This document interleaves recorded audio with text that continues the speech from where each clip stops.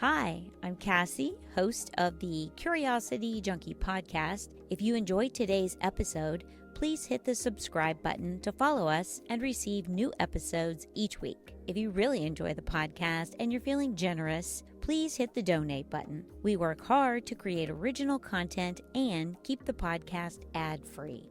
Today's guest is here to discuss men's health, erectile dysfunction, the prostate, and infertility. Please welcome Dr. Justin Houman to the podcast. Hi, Dr. Justin Houman. Thank you for coming on the podcast. Of course. Thank you for having me. I am so excited to dive into so many aspects of men's health. First, though, I want to know what brought you to medicine? What made you go into this field? So medicine in general, I think the reason why I went to medical school, a couple of reasons. Number one, my father was a urologist, so having seen him, his day-to-day life and what he did, the technical aspects of it, but more importantly, the fact that he had a very gratifying, very satisfying career where he was helping people, and you could tell he was very happy about it. Every day he'd come home, the fact that he was providing a service to the community, and in doing so, it made him happy. So that part obviously intrigued me. When I went to medical school, I had no idea I was going to be a urologist. I thought I was going to be an orthopedic surgeon. And then I did I was all set to be an orthopedic surgeon. And then I did a rotation in urology just to see, what it was like, the day-to-day clinical aspects, surgical aspects, just again, because my father was a urologist. So I did, and I'm like, wow, it really, it completely changed my mind in so many ways. I think the personalities of urologists are very unique. The surgeries that urologists do are awesome. It's very we have a lot of technology within the field of urology, and we deal with so many different types of surgeries. Even though it's we do cancer, pediatrics, female urology, kidney stones, men's health, fertility, testosterone management. Even though urology is such a small field, there's so much diversity within it. So all these things really they resonated with me, and then. Like I said, I love the personalities within the field. No urologists take themselves too seriously. I love it. We have amongst surgeons, we have a good quality of life. So for me, it was a no-brainer. Once I did that rotation, that was it for me. Right. And I follow you on Instagram. That's kind of how I found you. And you post some great stuff. The picture, I think it's a surgery picture, and it's like you're looking at a machine, and I think, wow, that's fantastic. Yeah, looking into the microscope. Yeah, so I specialize in microscopic surgery. Amazing, fascinating. Well, I do want to jump into the erectile dysfunction piece first and talk a little bit about what is it, what can we do for it? So erectile dysfunction is incredibly common. I see a lot of, so basically what I always tell patients is, 40% of guys before the age of 40 will have some form of erectile dysfunction. And what is erectile dysfunction? It's not being able to gain an erection or maintain an erection during intercourse, and ultimately leading to unsatisfying intercourse or unsatisfying sexual quality of life, what have you. So it's incredibly common, and as you age, it becomes more and more common. More and more people experience this. I said, 40% of guys at the age of 40, 50% of guys at the age of 50, 60 at the age of 60, and so on. The penis is like any other organ, right? It's like the heart, the brain, the kidneys. As you age, it just doesn't work the same way that it used to.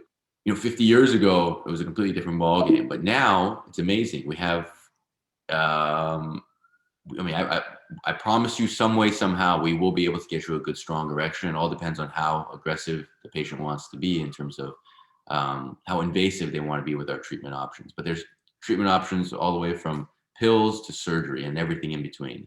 Mm-hmm. So to answer your question about the partner aspect, of course, sex, sex is such an important part of our lives. No one likes to talk about it, right? Right. So and to have issues with sex, I think broad majority of couples have some type of issues with sex, whether it's the guy, whether it's the male, whether it's the female, whether it's both. And it's 100% fine, right? But if it's bothering you, there's things you have to do to, there's options out there to seek discussions about it, seek treatment options, whether it's your sex drive is not there, your erectile function is not there, things aren't pleasurable, whatever it is. There's so many options for both men and women to help address any issues with a poor sexual quality of life. Right. What I know I saw that you talk a little bit about like the root cause versus just medicating or covering something up, which I love that because it's like let's get into what's really going on in your body. What are some of the things that can maybe make ED worse or maybe even be the cause of it? There's numerous things, right? In order, so I mean, to break it down, you need a couple things to have an erection. You need blood flow in, right? Blood flow into the penis, strong blood flow. You need a good nervous system because that stimulates the dilation of the arteries to get blood flow in. You need good hormone levels, testosterone and estrogen, a nice balance between the two. And then lastly, you can't have any stress or any like performance anxiety issues associated with it. So it's more for young guys, but anytime a young guy has a poor erection, they think about it the next time some of those stress hormones go up, and then it's this vicious cycle where the next time they won't be able to have a good strong erection. It goes down from there. So anything that can impact those four things. So overall health, you have diabetes, high blood pressure, high cholesterol levels. Those could impact blood flow in. If you had any trauma to the brain, spinal cord, pelvic area, those could damage the nerves. Hormone levels, as guys age, testosterone levels go down, and sometimes they go down to a point where it's going to affect your libido, your sex drive, even your erectile function. So hormone levels are something you always have to check. And then lastly, like we talked about, just minimizing stress and anxiety associated with it. It should be a stress-free act. But again, people, everybody at some point will experience some type of anxiety, performance anxiety, stress associated with it. So again, it's so normal. And that's the thing. We have to realize that it's incredibly, incredibly normal to have issues. Yeah, and it's something I don't think is talked about. Like people just don't talk about it. Everybody's like, that's not pretty. And then you feel all alone because you're like, well, if nobody's talking about it, it's just me, it's my problem. And so that's why I wanted to have you on and really kind of talk about it, normalize it. It's not that big a deal. Have conversations about it. And I think it's really important with couples too to have those conversations. How can a partner support someone with erectile dysfunction? What's the best advice you have for the partner? Um, what I would say is, obviously, and this is something that I think most partners probably do, but it's really to accept the issue, and then help them seek out options for it. Provide them reassurance that I would say is if it's bothering you, it's worth having a healthy discussion with your partner about it and letting them know, hey, listen, I'm not enjoying this part of it, and I think together we should seek out some options for it. Because again, there's so many options, right? There's so many options, and if you are having erectile dysfunction, I promise you, we could get you a good, strong erection in order to have a good, happy sexual quality of life. So just being there and letting them know that you're there to support them. Right, right. Great advice. And then also, I was watching, I think, a couple of podcasts or shows that you were on, and you talked about a process where there was like not a bag, but something inside that the fluid, you can do something and the fluid comes out and it can create an erection. Oh, are you talking about the surgery? Yeah. Yeah. So this is so as I mentioned, everywhere from pills to surgery. On the upper end of it, and this is the gold standard that we have out now. It's something called a inflatable penile prosthesis, where it's a self-contained device within the skin where and it's three pieces. We call it a three-piece. You have a reservoir, a small balloon that sits in your lower abdomen.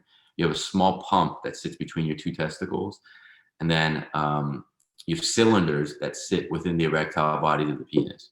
As you can imagine, again, everything's internalized underneath the skin, so you don't see anything on the outside. So what you do is, anytime you want to have an erection, you pump you pump the pump in the scrotum, you squeeze on it, and the fluid from the reservoir will go into the cylinders and give you that erection. The beauty of this is, it's been around, so we're all very well versed at doing the surgery. as men's health specialists, we all do this day in and day out. It's good because it's it leads to good, strong erections. It doesn't compromise the nerves. So sex is still extremely pleasurable because the nerves, we don't touch any of the nerves. So essentially, the sensation, the orgasm, the pleasure of intercourse is not impacted in any way. If anything, it's improved because your erections are improving. And, it's very well tolerated. Outpatient surgery, guys are usually able to start having sex within a few weeks. More importantly, we're one of the companies that we work with, actually, they're creating a device where that pump between the scrotum is going to be eliminated. And there's going to be a motor that will transfer the fluid from the reservoir into the cylinders of the penis. And that's controlled by a Bluetooth device. So that's probably going to come out within the next couple of years. So that's the next era of these penile prostheses. But as they are now, they're great. They're great. Patients love them. Yeah. Isn't technology amazing? I love how it's just constantly changing the way we live. That is amazing. Exponential growth. It's great.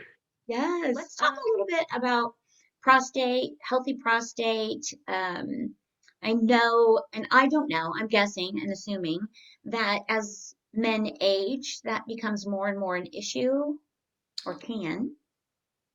Definitely. Yeah. So the prostate, as men, we all have it. What is it used for? It's primarily used in reproduction. It provides some of the fluids that are needed for sperm to survive within the vaginal canal. And it serves as a means in which the various components of semen kind of come together in the prostate, and then they are ejaculated out. So the prostate, it's important. It's definitely important. But as we age, it does, like anything else, it could potentially create some problems. Two problems. So the way to think about the prostate, think of it like a donut. And that inner portion of the donut is the channel in which urine goes through. Now, as you age, that donut's going to grow. Either the outside of the donut grows or the inside. And as you can imagine, if the inside of that donut grows, you're going to obstruct the flow of urine, and you're not going to be able to empty your bladder well. So a lot of guys, as their prostate grows, they'll say, hey, listen, I'm waking up 2-3 times a night because they're not able to empty their bladder the way they were when they were 18. Right. So that's one issue. It's called benign prostatic hyperplasia. It's a benign growth of the prostate, but it's growth. That in itself is incredibly, incredibly common. We have so many, again, there's pills, minimally invasive procedures, and then surgery to address that. So that's one issue with the prostate. The other one, as you age, is prostate cancer. And this is obviously everyone's heard of prostate cancer. Prostate cancer is, we're always, learning more about it in terms of what the best way to address it is. But prostate cancer, the thing to do is always check your PSA. PSA is a blood test that it gives us a sense of what's going on within the prostate. It's not a perfect test, but that with a physical exam and sometimes even imaging, those three could give us a sense of if you have prostate cancer. But the key thing is, I generally tell patients at the age of 40, especially if you're high risk, if you have a family member, like a father or brother, who have had a history of prostate cancer, high-risk patients themselves, start getting annual blood tests at the age of 40, just to check your PSA once a year. That's right. key. So it is one of those things that if somebody in your family has had it, you're high on the probability list. It's definitely a genetic component. Absolutely, yeah. Okay. You're already, like, when it comes to the prostate, you're already having issues with urinating. How would you know if there's a more major problem? Because here's the thing, I think about a lot of men, and probably I'm talking about more my age, tend to go, I don't need to go to the doctor. This is just normal. When is it not normal? Like, what would be some signs someone could look for with prostate cancer if they're not doing the normal testing? Yeah, prostate cancer really is, you really don't have, when it's localized within the prostate itself, you're not going to really have symptoms. It's very rare to have any symptoms. Sometimes, very rarely, would you have blood in the urine. Very rarely. Sometimes you'll have issues with urination, like I talked about, waking up at night, but that's more with the benign growth of the prostate rather than prostate cancer. But you start to have symptoms of prostate cancer once it spreads outside the prostate. It generally spreads to the bones, and sometimes you'll get bone pain. At that point, it's tough. It's a little bit harder. It's a lot harder to treat because at that point it's metastatic disease. So when it's within the prostate, there's no real signs, but to look for. That's why I stressed earlier about getting that annual blood test, making sure that you're seeing your physician, whether it's your primary care doctor or urologist, just to make sure that level is staying steady. It's not shooting up. Because if it does, again, there's things we could do to see if it is prostate cancer. And if it is, again, if it's within the prostate, you have a lot of good options. A lot of good options. Right. Did you hear that, guys? Go get your PSA annually. Exactly. Yes, yes. Well, let's talk a little bit about, you just have such a wide range of knowledge here. I want to get as much as I can from you while I have you. Let's talk a little bit about infertility. Is that, I saw a post, and the reason I popped it in our conversation was I saw a post that you were doing a vasectomy reversal. And I was like, wow, I totally forget you can reverse that. It's pretty common anymore, right? Yeah. You could definitely reverse it. So I'm here in Los Angeles, and in Los Angeles, it's common. The reasons why people do it are either they had a first family, ended up getting a vasectomy, they remarry, their new wives, their new partners want another vasectomy, more children, so you reverse it. There's, for us who we do it here, there's only a handful of us who probably do it just because we're all fellowship trained. We've done a fellowship within this field of men's health and microsurgery. But yeah, it's technically challenging. It's all done underneath a microscope, and the vas deferens. Some men may know, some may not, but it's a thick tube within your screw that connects your testicle to your urethra, essentially. But you could feel it. It's this tube within the cord that feels like an al dente pasta, and when you get the vasectomy, that is cut out. It's separated. It's severed, so you're no longer transmitting sperm from the testicles to the outside world. And then when you do the reversal, we're reattaching it. And you really have to do it under a microscope because the tube, the lumen within it, is so small that you can't do it under the naked eye. There's no way you would see it. So it's a technically challenging surgery, but obviously very fun and very it's fun to do. It's great to do, actually. Yeah. Yes, yes. In my head, when I think of infertility, I think of the female side because, I have a female brain, so that's where I go. But what are some things for infertility in men? Like what are some of the, I don't know if it's like signs, or how would a guy know? Testing? Yeah, so the best way of knowing is doing a semen analysis, because that gives us an objective number of tells us a few things. It tells us what the count is of the sperm, like how concentrated your sperm is, how much ejaculate you have, how the sperm move, how the sperm look, and it gives us a little bit more information in terms of any type of inflammatory markers, the pH within it. But that's the best first test to see if you're fertile or you're not fertile. Right. Now, could a 35-year-old guy who's just who's otherwise healthy, who's never had any problems in his life, be infertile, like essentially be sterile? Yeah, absolutely. And is there any way of knowing without doing the semen analysis? Unlikely. But the thing to remember is this: it's I always preach this: is both erectile dysfunction and male infertility are good proxies for overall health, right? So if you are having erectile dysfunction at a young age, if you are having infertility issues at a young age, these could be like markers that you're not a healthy person, right? You have diabetes, you have high cholesterol, undiagnosed diabetes, you have undiagnosed high cholesterol, you have undiagnosed high blood pressure, amongst other things, low testosterone issues. Like I said, erectile dysfunction and fertility issues. It's important to see somebody, especially a men's health specialist, who could address these issues, not just mask and correct the erectile dysfunction and fertility, but more importantly, identify what the cause is And again, that could potentially be an overall health issue. And then we could fix both. By addressing the cause, we could address the ED or fertility issues down the road. Right. So what kind of things can you do for infertility? Is there much you can do to like increase sperm count and help with that? Yeah, yeah. Again, depends on what the cause is. Right. Sometimes, the different things that could cause fertility issues, there's a huge genetic component. Mhm. Um, by that, I mean familial in some sense. Like, let's say your father had some fertility issues, you could potentially have some fertility issues.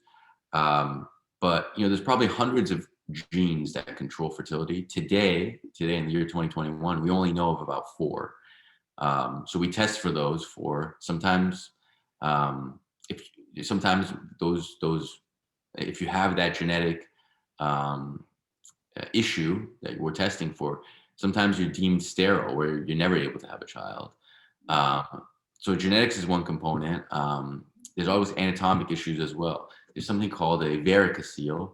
A varicocele is varicose veins of the testicles. So the testicles like to live within a very narrow temperature range. That's why they live in the scrotum, right? The scrotum relaxes and takes it away from the body, and then pulls it up depending on how hot or cold it is outside.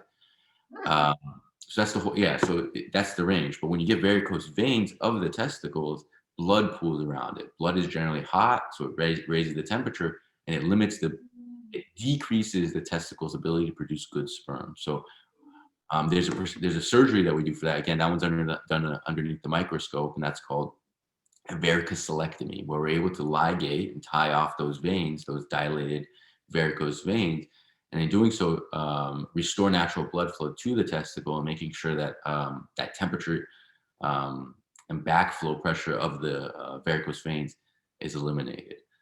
wow. Um, yeah, Well, who knew you could have varicose veins in the testicles? Like, it's very common, very common. wow. Okay, yeah, I'm learning so much. I love that. What are some things men could do if they are struggling with a low sperm count? Are there things they can do independently of like procedures or not really? No, I mean, if you are suffering from a low sperm count, I would say see a male fertility specialist without questions. I mean, obviously, as soon as possible, because there's things that we could do to, again, identify the cause and then treat it. But doing at-home things, there's supplements and vitamins that you could potentially take. Is that going to help you significantly? Tough to say, but you should seek a male fertility specialist if you are having any low sperm count issues, and if it's really affecting your reproductive goals. Yeah. Right, right. I love it. Well, I'm just so happy that you came on and you've been sharing so much information with us. How can how can the audience connect with you? Yeah, in many ways. Obviously, I'm active on social media. So my Instagram is justin.houman.md. Houman is spelled Houman. You can find me on Google if you just Google my name, Justin Houman MD. You'll see my profile, you'll see my website, or you could call my office. I'm here located in Los Angeles by Cedar Sinai. It's 310-854-9898. So just Google me and you can find numerous ways of contacting me. Yes. But yeah, if you have any questions, feel free to call or send me a message on Instagram. I'm happy to help out. Fantastic. I love that. What advice would you leave the male audience with today? Um, I would say this: it's men's health is. I think previous generations of men, let's say like my father's age, 60 plus, they weren't as in tune or in line with their health issues. If they were having health issues, whether it was fertility or ED or whatever it was, they kind of put it on the back burner and be like, it's okay, it's okay. And I think my generation and generations after me for sure were much more in line with their health, which is great. And that's one of the reasons I went into men's health, because I think men are much more proactive in addressing these issues that they're having. So if you are having ED, if you are having fertility issues, testosterone issues, what have you, seek consultation, because it's normal, number one. It's very common, number two. And number three, there's great options that could correct this and provide you with lifelong better overall quality of life, sexual quality of life, and then help with your reproductive goals need be. So yeah, there's, if you're having issues issues, feel free to reach out. And again, I gave you my information earlier, so feel free to reach out if I can help out in any way. Yeah, absolutely. And I will post all of the ways to connect with Justin Houman on all of the descriptions within the podcast and on YouTube. Well, Justin, thank you so much for coming on. I think this is a great place to wrap up. And I think the biggest message I'm getting from everything we've talked about is a lot of these things are very normal and very common. And the more we talk about them, the more action people take. So thank you so much for coming on. No, thank you for having me. This is great. I appreciate it. Yes, absolutely. And to all of you out there, thank you for tuning in, listening, watching. Stay safe, and I will see you soon. Bye. If you enjoyed today's episode, please hit the subscribe button to follow us and receive new episodes each week. If you really enjoy the podcast and you're feeling generous, please hit the donate button. We work hard to create original content and keep the podcast ad-free.